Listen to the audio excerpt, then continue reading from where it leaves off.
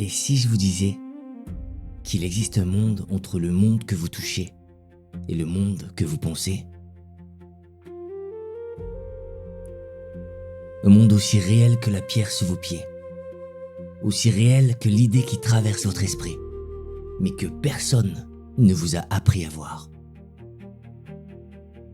Un monde que des générations de mystiques ont habité, traversé comme on traverse un pays natal, et que la modernité a effacé de nos cartes.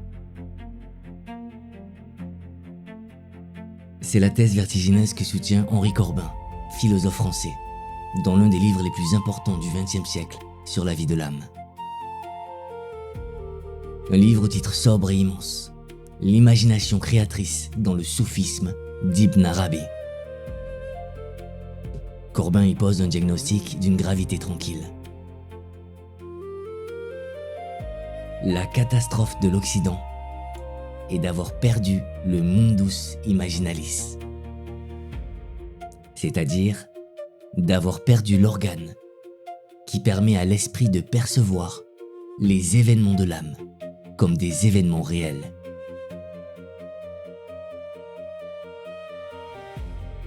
Prenez la mesure de ce qu'il dit.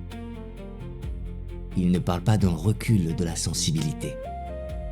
Il dit « Nous avons perdu un organe, comme on perdrait la vue, comme on deviendrait sourd à une musique qui pourtant continue de jouer. » Corbin a consacré sa vie à démontrer que la pensée islamique recelait des trésors que l'Occident ne soupçonnait pas. Et le plus éblouissant de ces trésors, il a trouvé chez Muhaydin ibn Arabi, le Shir al-Akbar, né à Murcie, en Andalousie, en 1165, mort à Damas en 1240. Un homme dont l'œuvre monumentale déploie une vision de l'être, de l'amour et de Dieu, d'une profondeur sans égale. Et tout commence, comme souvent dans les grandes aventures de l'esprit, par une rencontre d'amour. Comment un soufi du XIIIe siècle, en tombant amoureux d'une jeune femme à la Mecque, a-t-il élaboré l'une des théories de l'imagination les plus puissantes de l'histoire humaine? Et comment ce livre nous concerne-t-il aujourd'hui dans notre propre rapport à l'invisible? C'est ce voyage que je vous propose. Nous commencerons par cette rencontre d'amour à la Mecque. Puis nous découvrirons ce monde intermédiaire que Corbin appelle le mundus imaginalis. Nous entrerons ensuite dans l'idée vertigineuse d'un Dieu que le cœur humain co-crée. Et nous achèverons parce que tout cela change dans notre façon d'habiter le réel. Venez, le chemin est doux et il mène loin.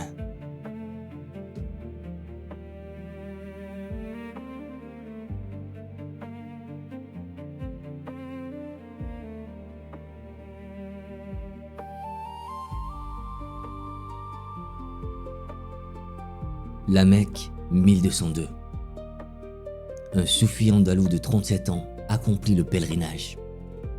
Il s'appelle Ibn Arabi. Il a déjà traversé des états mystiques d'une intensité rare. Il a déjà reçu des visions. Il a déjà commencé à écrire. Mais rien ne l'a préparé à ce qui va se produire. Il rencontre la fille d'un maître iranien. Elle se prénomme Nizam, ce qui signifie harmonie.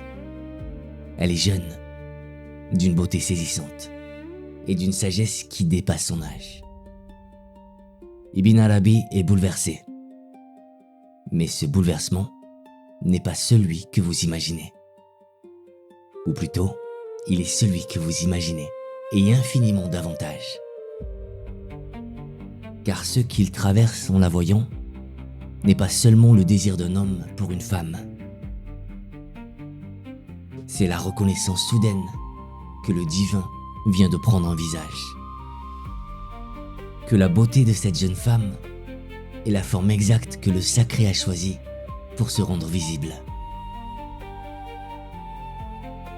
Les mystiques appellent cela une théophanie. Le moment où le divin se montre à travers une forme sensible, sans que cette forme soit un masque, sans qu'elle soit un voile. La forme est la manifestation. La beauté est la révélation. Ibn Arabi compose alors pour Nizam un cycle de poèmes d'une intensité extraordinaire. Le Tarjuman al-Ashwaq, l'interprète des désirs ardents. Des poèmes où l'érotique et le mystique ne font qu'un, où la chair et la lumière se confondent, où le désir du corps est le désir même de Dieu. Le scandale éclate. Des docteurs de loi lisent ces vers et n'y voient que de la poésie profane travestie en langage sacré. Ibn Arabi est accusé. Alors il rédige un commentaire, vers par vers. Mais ce commentaire ne fait pas ce que l'on attend. Il ne dit pas « oubliez la chair, voyez l'esprit ». Il dit « la chair est le lieu de la vision ». La beauté de Nizam n'est pas un voile posé sur le sacré. Elle est la forme que le sacré prend pour se montrer à celui qui sait voir. Corbin formule cette idée avec une précision lumineuse. Nizam n'est ni une allégorie, ni une personne profane. Elle est une figure théophanique, c'est-à-dire le lieu réel où le divin se rend visible dans une forme personnelle. Ni réduction au sens littéral, ni évaporation dans le symbole abstrait. Précisément cet entre-deux qui constitue la révolution d'Ibn Arabi. Et Corbin, en phénoménologue, dégage une structure universelle. Car cette expérience n'appartient pas au seul islam. Dante, un siècle après Ibn Arabi, vivra le même bouleversement devant Béatrice. Les Fedeli d'Amore, ces poètes ésotériques de l'Italie médiévale, chantaient une dame qui n'était ni prétexte ni métaphore, mais présence réelle du divin dans une forme aimée. Corbin ne cherche pas à prouver une influence historique. Il montre quelque chose de plus profond. Dans certaines expériences humaines, l'amour cesse d'être un sentiment. Il devient un organe de connaissance. On ne connaît pas le divin malgré l'amour humain. On le connaît à travers lui. Ibn Arabi va plus loin encore. Il interprète un hadith du prophète. 3 choses de votre monde m'ont été rendues aimables. Les femmes, les parfums et la prière. Pour montrer que le féminin est la réceptivité créatrice elle-même, le miroir dans lequel le divin se contemple. La contemplation du divin dans le féminin est la plus achevée, parce que c'est là que la création se manifeste dans sa plénitude. Et ce n'est pas une idée à comprendre seulement, c'est une question à recevoir. Et si chaque expérience d'amour véritable était, sans que nous le sachions, une fenêtre ouverte sur un monde plus vaste? Et si la beauté qui nous arrête le souffle n'était pas un accident, mais un signe?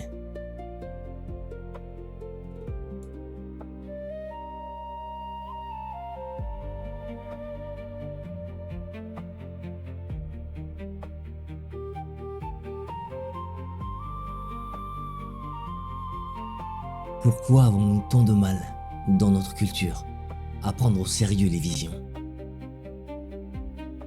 Pourquoi rédigeons-nous spontanément les rêves profonds à de la psychologie, les expériences intérieures à des symptômes, les intuitions du cœur à des illusions?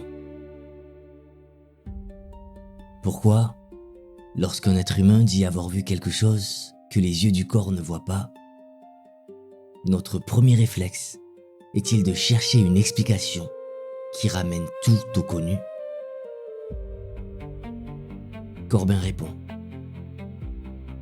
parce que nous avons perdu le monde intermédiaire. Il existe, dans la tradition théosophique de l'islam, un concept d'une puissance considérable. Les maîtres l'appellent le alam al-mital, le monde des formes imaginales. Corbin le traduit par une expression latine qui porte en elle toute sa dignité. Mundus imaginalis. Ce monde se tient entre le pur intelligible, le monde des réalités purement spirituelles, et le pur sensible, le monde de la matière que nous touchons. Il est aussi réel que l'un et l'autre. Il possède sa propre géographie. Les cités mystiques de Djabalka et Djabarsa, la terre de Hurkalia. Il possède sa propre temporalité, ses propres habitants. C'est le monde où les esprits prennent corps et où les corps deviennent lumière. Le lieu des visions authentiques, des rêves véridiques, de la résurrection des corps subtils. Et c'est ici que Corbin pose la distinction la plus importante de toute son œuvre. Une distinction qui change tout si on la comprend vraiment.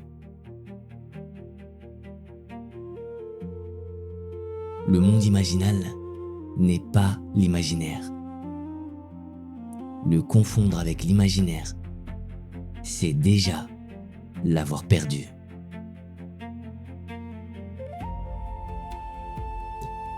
L'imaginaire, au sens moderne, c'est l'irréel. C'est la fantaisie sans ancrage, la production subjective de l'esprit, le rêve éveillé que personne ne prend au sérieux. L'imaginal, c'est tout autre chose. C'est un plan de réalité objectif, un continent de l'être, auquel on accède non par les sens physiques, non par la raison abstraite, mais par une faculté que la tradition islamique appelle ima, la puissance créatrice du cœur. Une faculté qui perçoit, qui voit, qui touche des réalités que ni l'œil ni le concept ne peuvent atteindre.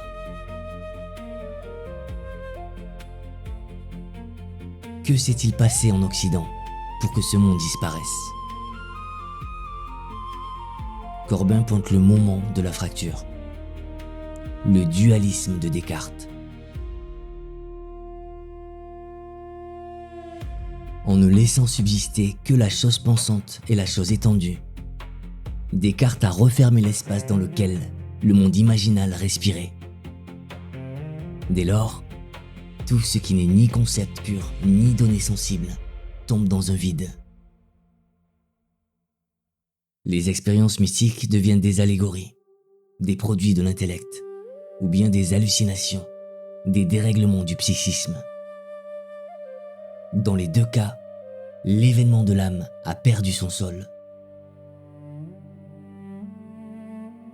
Ibn Arabi, lui, enseigne que l'imagination opère à 3 niveaux et que ces 3 niveaux sont emboîtés comme des miroirs. Au niveau divin, l'imagination absolue est l'acte même par lequel Dieu se manifeste en forme. La création tout entière est un acte d'imagination divine. Au plan cosmique, le mundus imaginalis est le plan où ces formes se déploient. Au niveau humain, l'aïma du mystique est la faculté par laquelle il perçoit ces formes et participe à l'acte créateur. L'imagination humaine n'invente pas, elle ne projette pas, elle reçoit et elle actualise. Le mystique qui imagine Dieu ne fabrique pas un fantasme. Il ouvre en lui un espace où l'une des formes infinies du divin peut venir se refléter.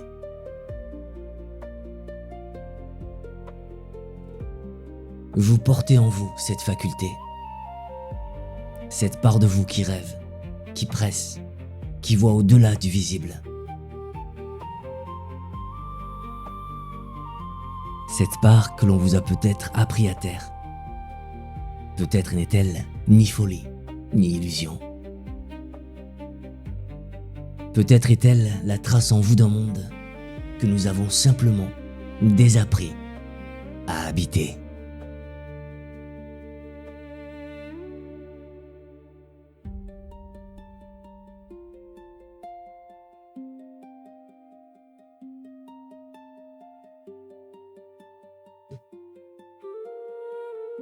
Nous entrons maintenant dans l'idée la plus audacieuse de ce livre, la plus dérangeante peut-être, et la plus libératrice. Ibn Arabi part d'un hadith sacré que Dieu prononce à la première personne. J'étais un trésor caché et j'ai désiré être connu. Alors j'ai créé les créatures afin d'être connu par elles. Prenez la mesure de cette parole. Elle dit que la création naît d'un désir divin, non pas d'un commandement, non pas d'un caprice de toute puissance, d'un désir, d'une tristesse même, dit Ibn Arabi. Les noms divins, le miséricordieux, le sage, le vivant, le proche, souffraient de ne pas être manifestés, de rester enfermé dans le secret de l'essence. Dieu a exhalé un souffle de compassion, le nafas al-Rahman, le soupir du miséricordieux. Et ce souffle a donné naissance au monde. Chaque être est un mot de ce soupir. Chaque créature est une syllabe du verbe divin qui cherche à se dire. Et voici le vertige. Si chaque être manifeste un nom divin, alors chaque être contemple Dieu selon la capacité de son propre cœur. Et le Dieu qu'il contemple est proportionné à cette capacité.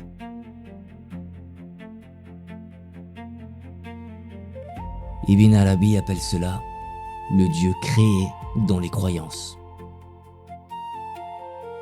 Chaque croyant, par l'acte même de sa foi, donne forme au Dieu qu'il adore. Non pas que ce Dieu soit faux, non pas qu'il soit illusoire, mais la théophanie est toujours à la mesure du miroir qui la reçoit. Le Dieu des philosophes, le Dieu des théologiens, le Dieu de chaque tradition sont autant de formes réelles, mais partielles, de l'infini. Et Ibn Arabi en tire une conséquence d'une beauté implacable. Celui qui se lie à un Dieu en condamnant tous les autres se lie à une théophanie particulière en refusant les théophanies innombrables par lesquelles ce même Dieu se manifeste.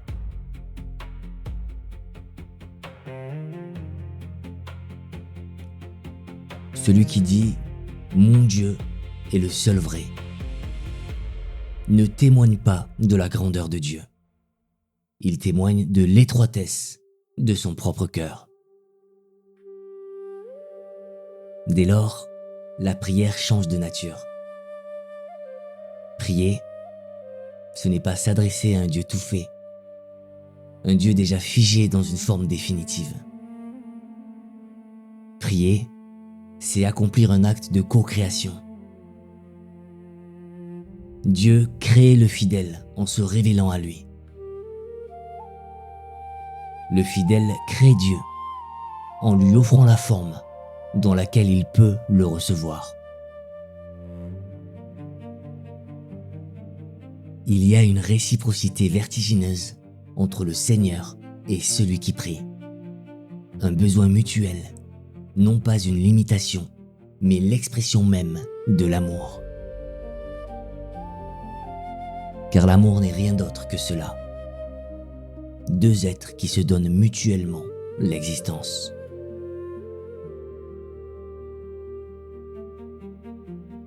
Ce n'est pas un relativisme, c'est l'exigence la plus haute. De ne pas se fermer à une seule forme du divin, mais apprendre à reconnaître le Dieu de toutes les formes. Et si la prière, quelle qu'en soit la forme, est moins une parole que vous adressez à Dieu, qu'un espace que vous ouvrez en vous, pour que quelque chose de plus vaste puisse s'y rendre visible.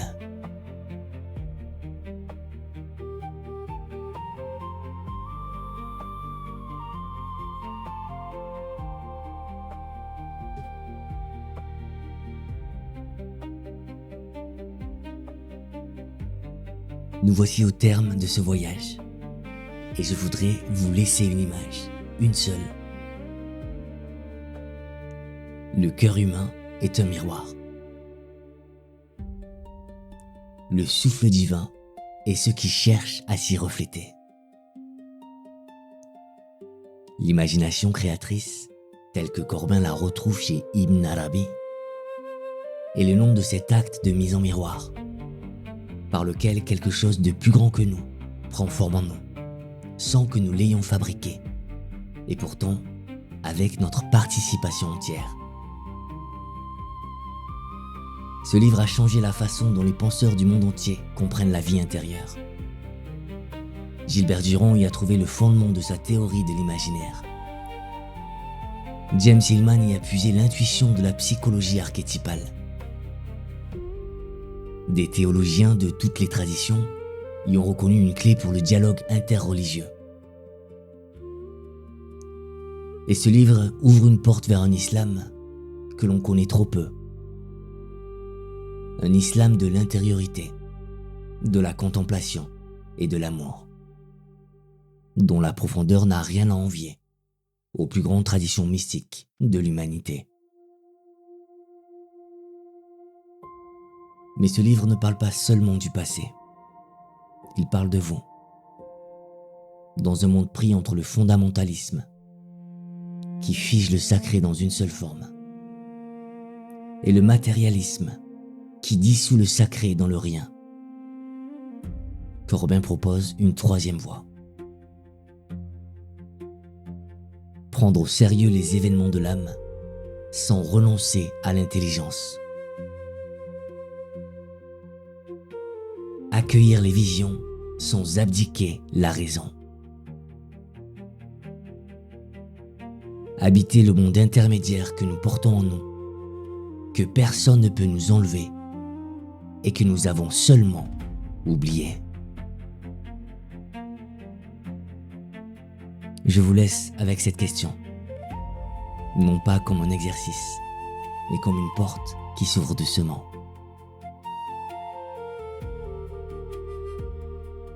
Quel est le monde intermédiaire que vous portez en vous ?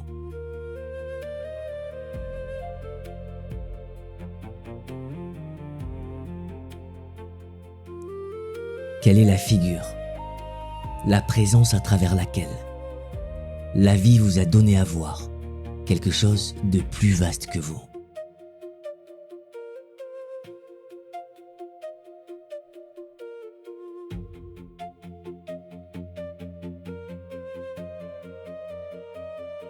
Et quel absolu votre propre cœur est-il capable de contenir ?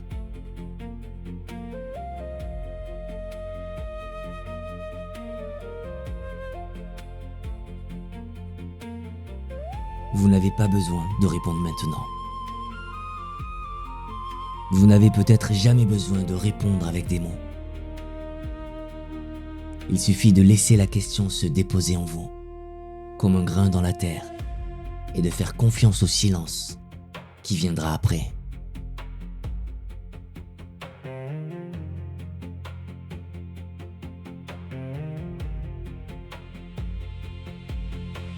D'avoir fait ce voyage avec moi. Merci pour votre écoute, pour le temps que vous y avez consacré, et pour la part de vous-même que vous y avez engagée. Ce temps était un souffle, et dans ce souffle, quelque chose a peut-être trouvé son miroir.